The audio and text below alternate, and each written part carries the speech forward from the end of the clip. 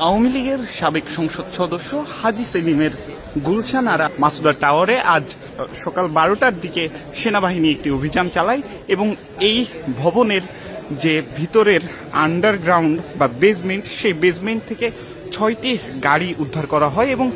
সেই 6টি গাড়ির একটি গাড়িতে কিন্তু সংসদ সদস্য স্টিকার সম্বলিত একটি গাড়ি ছিল এবং সেই ঘটনার পরে এখনো অভিযান চলমান রয়েছে। আমরা দেখছি সেনাবাহিনীর কয়েকজন সদস্য কিন্তু এই ভবনের যে মূল ফটক, সেই মূল ফটক ঘিরে অবস্থান করছে। আমরা আপনাদেরকে একটু বাড়ির সামনে একটি লেখা দেখানোর চেষ্টা করব। 125144/5/C হাজী সেলিম, সেই কথাটি কিন্তু লেখা রয়েছে এবং আমরা দেখছি সেনা সদস্যরা কিন্তু এই বাড়ি ঘিরেই অবস্থান করছে এবং মূলত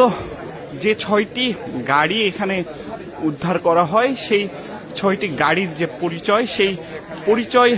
জানাতে না পারার কারণে কিন্তু এই ভবনের যে ম্যানেজার ছিলেন, সেই ম্যানেজারকে কিন্তু সেনাবাহিনীর একটি ক্যাম্পে নিয়ে যাওয়া হয়েছে জিজ্ঞাসাবাদের জন্য এবং এরপর থেকেই কিন্তু সেনাবাহিনীর যে সদস্যরা তারা কিন্তু এই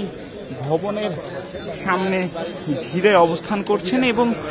এই ঘটনাকে কেন্দ্র করে আমরা গণমাধ্যম কর্মী এবং এলাকাবাসীর একটি ভিড় কিন্তু লক্ষ্য করছি। পাশাপাশি